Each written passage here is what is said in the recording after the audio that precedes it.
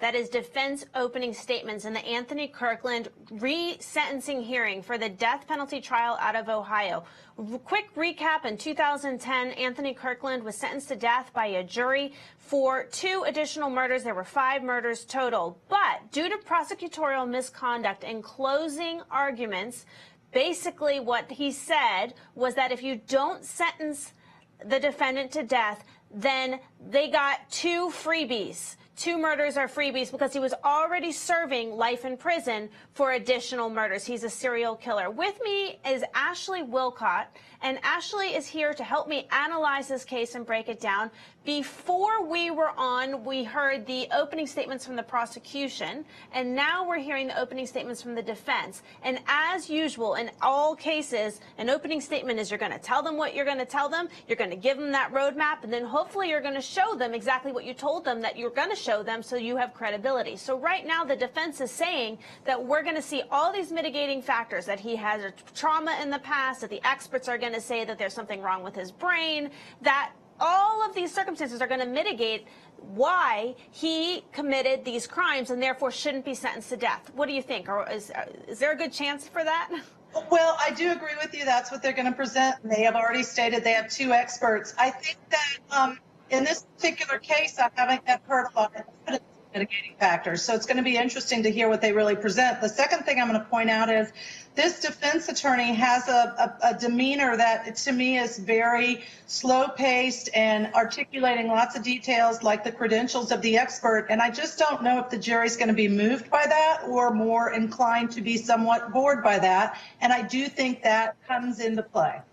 Right. And another thing that's important to point out in this case is so in 2010, the jury that heard the actual trial is the same jury that sentenced them to death. Right now, while it's the same prosecution and same prosecutor seeking the death penalty for a second time 8 years later, it's a different jury panel. And this panel did not sit through the actual trial. So this panel is going to sit through 5 different murders being explained as the prosecution lays out its case for aggravating factors. When you look at it through that lens, the likelihood of a death penalty sentence conviction a second time, in my opinion, is likely. But I'm a former prosecutor. What do you think, Ashley? Well, I do think I do think that makes a difference. And so the key is going to be how well does the prosecution explain, lay out exactly what happened in all 5 murders to then say, yes, we're going to convict, there aren't enough mitigating factors, and we're going to convict a death penalty. I personally think that there will be a death penalty conviction in this case, but we'll see.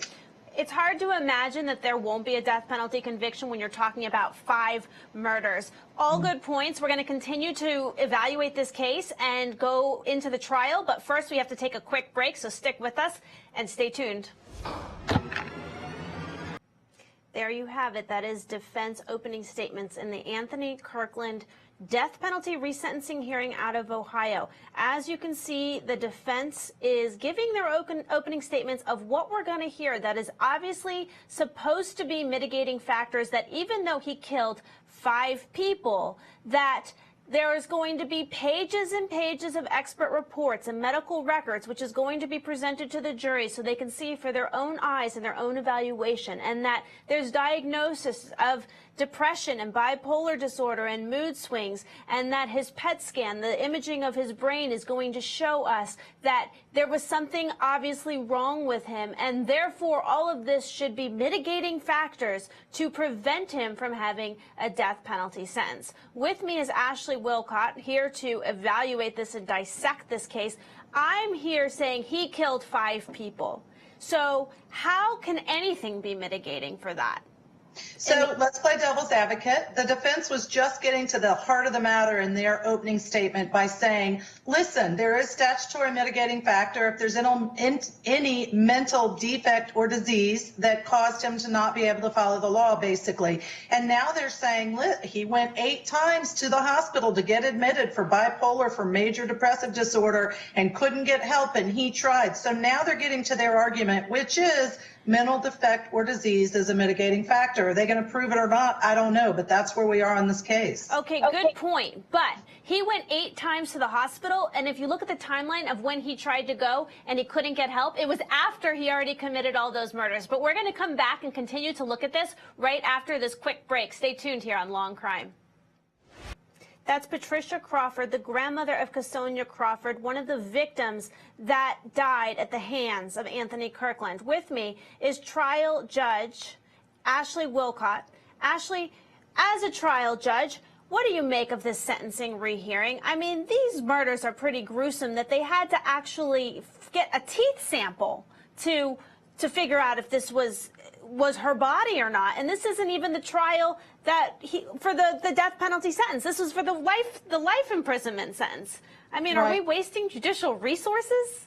No, I actually think this goes directly to mitigating and aggravating, specifically aggravating circumstances in this particular case, because the heinousness of the crime, the fact that and this was a teenage victim, 2 of the 5 were teenage victims, the fact that she was raped, burned, had to identify by teeth, all go to the aggravating circumstances. So I think the prosecution, although it seems like broad discretion, is within the boundaries of the law to have this as part of the evidence in the actually sentencing proceedings for death penalty or not.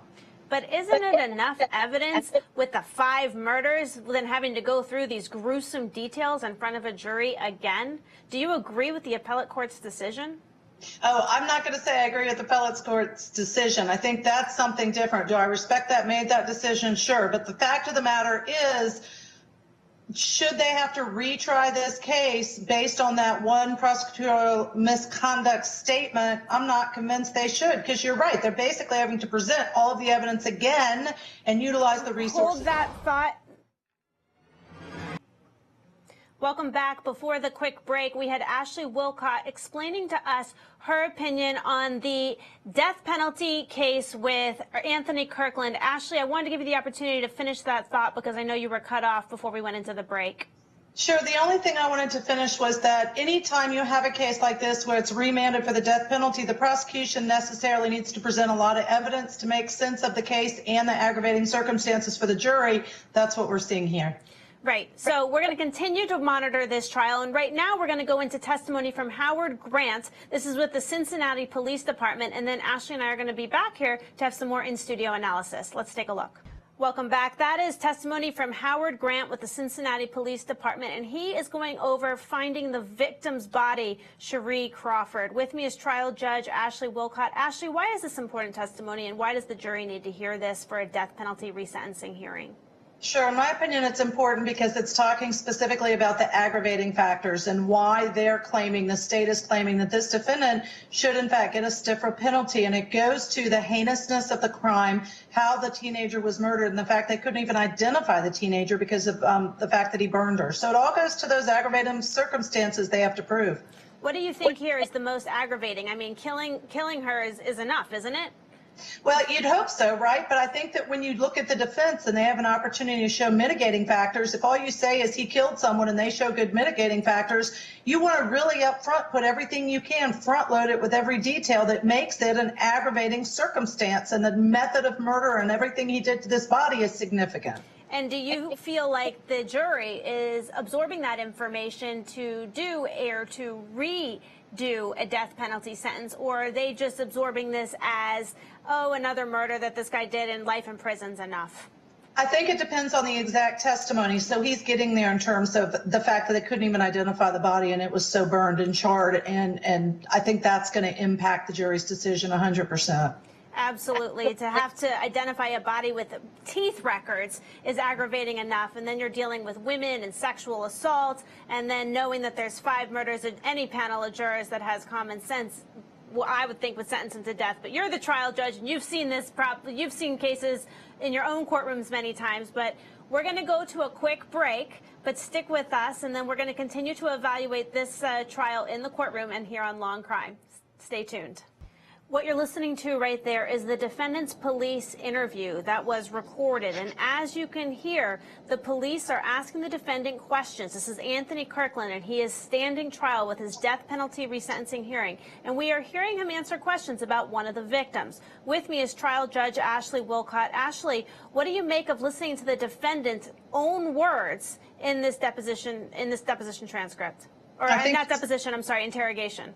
Right, in the interrogation by the police, I think it's damning because not only does he admit all the things he did to this particular victim, including the burning and using a stick, and after he touched the bones and they weren't too hot, all these horrific details, He also, listen to his voice. It doesn't sound like he has remorse or is upset or bothered by what happened. And that is as impactful as the details around what he did. Right. So do you think that the jury is taking in the fact that he just seems monotone in that, or is that something that you're picking up on as someone that's experienced and seasoned in a courtroom? Really good question, but I really believe that a jury is going to pick up on that because they notice the emotions, the lack of emotions, the personality, the demeanor of defendants, on the tone. I believe juries notice all of that. Okay, and what's interesting is the defendant, which we did hear, if you've been following us on Law and Crime, he did say to the court that he wouldn't, he's pleading for his life and asking that his own life be spared, but that he wouldn't blame anyone for sentencing to death. So it'll be interesting to see what a jury does with all these facts coming in live and through other testimony and from the defendant himself, and plus an interrogation clip. We do need to go to another quick break, but we're going to continue to watch this trial live in the courtroom and get back to more in-studio analysis. That's deposition testimony of Gary Rollison. He is the father of Kimya Rollison. He is unfortunately the parent of one of the victims that died at the hands of Anthony Kirkland, and his daughter's remains were identified through dental records. With me is Ashley Willcott, trial judge. Ashley, I wanted to give you the opportunity to comment on this before we move on to some other matters in this trial and other cases we're covering on why this is aggravating and what the prosecution's getting at by interviewing the father of one of the 5 victims. Well, I think, first of all, it personalizes that victim. So it shows that here you have a father who's looking for his daughter, thinks she's on a road to recovery. They can't find her. And what's the next thing he gets? A phone call that says, not even we found a body, but we found bones. I mean, so that's pretty horrific in and of itself. But really the main point, I think, of this testimony is to say she had 2 children. And he is now raising one of those children, other families raising the other child. So these 2 children are now without a mother. Yeah. And I think it also appeals to the emotions of the jurors to see a father very much involved still in justice after the death of his daughter so many years later, that this is still an injustice to him and his family and tearing at their heartstrings. We're going to continue to monitor this trial, but first we're also looking at other top crime stories across the country. So let's take a look at what else we're covering here on Law and Crime. Here are today's top crime stories trending on lawandcrime.com and across the country. A mother in Louisiana is facing criminal charges after reportedly locking her 2 children in a hot car as temperatures outside soared. She's also accused of assaulting a Good Samaritan who tried to help the kids. 22-year-old Shawnice Sherman of Kenner was arrested after allegedly leaving her 11-month-old and 3-year-old children in a car for over an hour at a shopping center. Sherman is facing child desertion and simple battery charges. The lead defense attorney for Stephen Avery, the subject of the Netflix docuseries Making a Murderer, claims investigators told a relative to destroy evidence to prevent her from using it during trial. Kathleen Zellner, who represented Avery during his trial for the rape and murder of photographer Teresa Hall back in 2005, claims Avery's sister, Barbara Tadish, was told by police to destroy her old computer, which reportedly contained violent pornographic imagery. Zellner believes Avery's nephew, Bobby Dassey, is likely the person who searched and viewed the violent pornography, and he should have been named as an alternate suspect during trial. Avery and his other nephew, Brendan Dassey, were convicted of first-degree homicide and other charges in separate cases. Investigators in Florida released a confession of the man accused of the mass shooting at the Marjorie Stoneman Douglas High School in Parkland. Nicholas Cruz is charged in the Parkland school shooting in February that killed 17 people, and he reportedly confessed to the massacre just minutes after he was interrogated by police. Cruz also admitted to 2 previous suicide attempts prior to the mass shooting. Those were today's top crime stories. I'm Anthony Velez for Law and Crime. Thank you, Anthony. And there you heard it. The prosecution releases the confession video of the alleged mass murderer and mass shooter from Douglas High School in Florida, where I'm from. Ashley Willcott, I want to discuss this case with you. What do you make of the confession and what we heard and of the highlights and points? First of all, I've listened to that confession online, and it's really chilling because it is very matter of fact. It details every step he was going to take and what he was going to do, why he was going to kill, the suicide attempts. And so it's a very, very chilling confession. I think it is It's a 216-page confession. Yes, and I think it's the proverbial nail in the coffin in this case. I really do. Right. Well, he is facing 17 counts of murder for this school shooting, and it's very, very insightful to see and hear him say, I have someone in my head, right? What do you make of that? Is that going to be an insanity defense? Is that going to be an effective insanity defense, that he heard voices and that someone in his head told him to do it? I think absolutely any good defense attorney is going to claim the insanity defense based on that statement. But I think what then has to be looked at and considered by the jury and the evidence presented is whether or not that's sufficient to say that he didn't have the ability because of that to make a conscious decision, and he didn't act based on his own willful conscious decision. And in this particular case, if you watch and read that transcript of that confession, he may say he has voices in his head, but he also outlines and details every single detail. And I just think that that can go to prosecution being able to say, not insanity defense. Do you believe that it is an insanity defense that could be effective, or do you believe that he was more coached into having that defense by his defense attorney?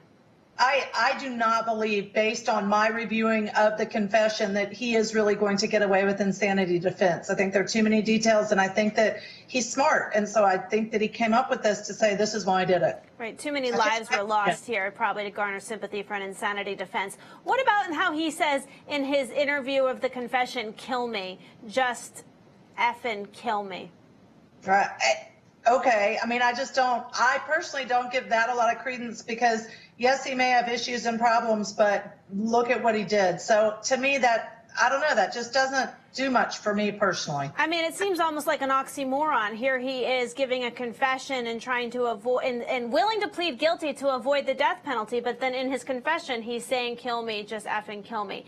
Anyway, another topic we're covering here at Law and Crime. We do need to go to a quick break. When we come back, we're going to continue following the death penalty resentencing hearing out of Ohio. So stick with us and stay tuned, and we'll be back with you in a minute.